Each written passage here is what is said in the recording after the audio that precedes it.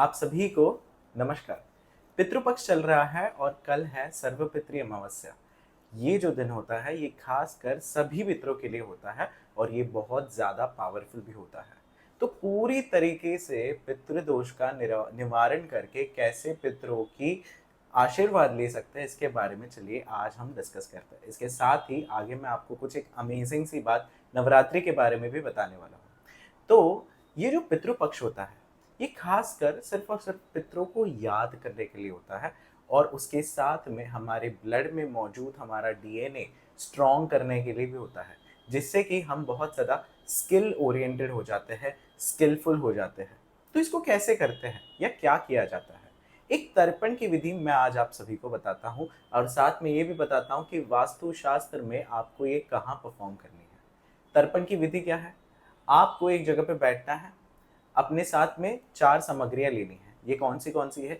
एक तो काले तिल, दूसरा है चावल के दाने, सफ़ेद चावल के दाने, तीसरा है एक कॉइन, कोई भी हो सकता है, गोल्ड का ले सकते हैं, कॉपर का ले सकते हैं या रेगुलर जो अपना कॉइन होता है ₹1 ₹2 का सिक्का, वो भी आप ले सकते हैं और पानी।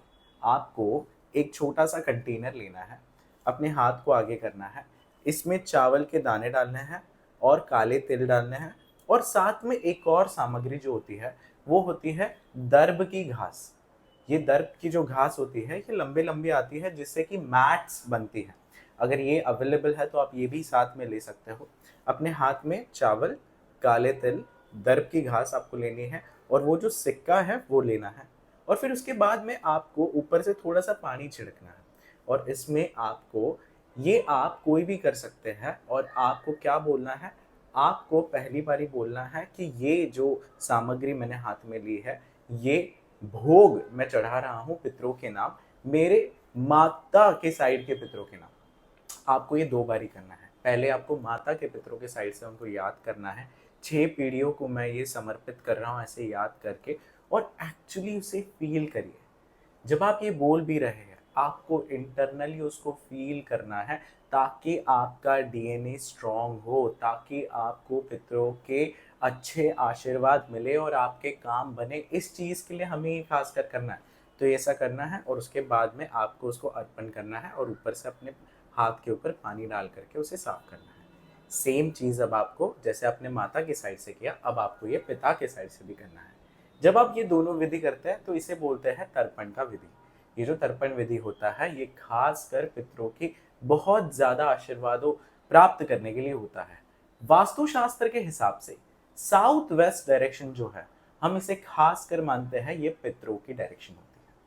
मैं आपको एक आज अमेजिंग सी बात बताता हूँ कि जो मैंने रेगुलर रिजल्ट्स लिए हैं। अगर आपका गांव कहीं पे मौजूद है या आपका कुलदेवी का स्थान कहीं पे मौजूद है तो वहां से आप मिट्टी लेकर के आ सकते हैं। योर फर्स्ट प्रेफरेंस, आपकी पहली जो प्रेफरेंस होनी चाहिए ये गांव के घर की होनी चाहिए। वहां से आपको मिट्टी लेके आना है। अगर नहीं पॉसिबल है तो आप आपके कुलदेवी के यहाँ से भी मिट्टी ला सकते हैं। अब मिट्टी को लानी है।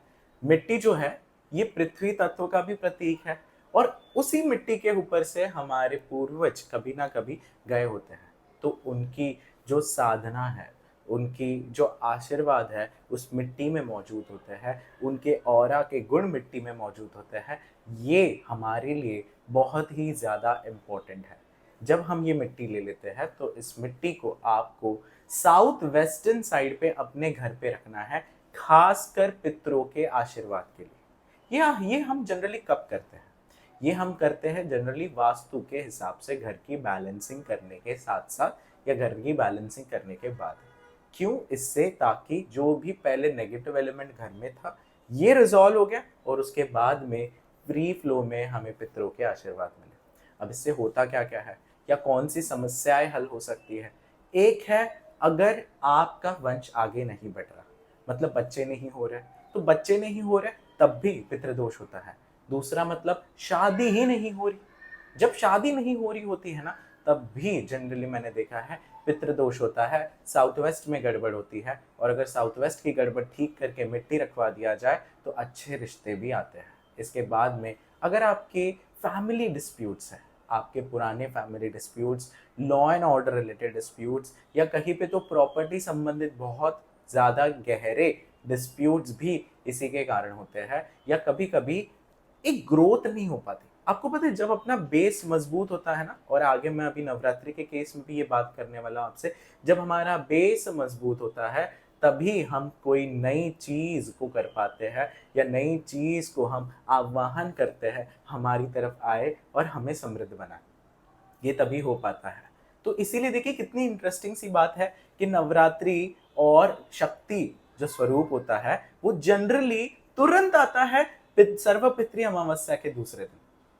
इसका रीजन ही है ताकि पहले हम अपना बेस मजबूत कर ले, फिर हम नवरात्रि में माता को हमारे घर पे बुलाएं। तो चलिए इस सर्वपितृ अमावस्या, पहले तो आप सर्वपितृ अमावस्या पे ये विधि करिए और साउथ वेस्टर्न साइड पे ये घर के करिए, और साथ में वहां पे मिट्टी भी रखवाइए। और एक चीज, अपने पितरों की फोटोज भी हो सके तो साउथ वेस्टर्न साइड पे अपने घर पे रखिए, ताकि आपके स्किल्स भी मजबूत हो, आपकी रेगुलर प्रैक्टिस भी बहुत ज़्यादा मजबूत हो।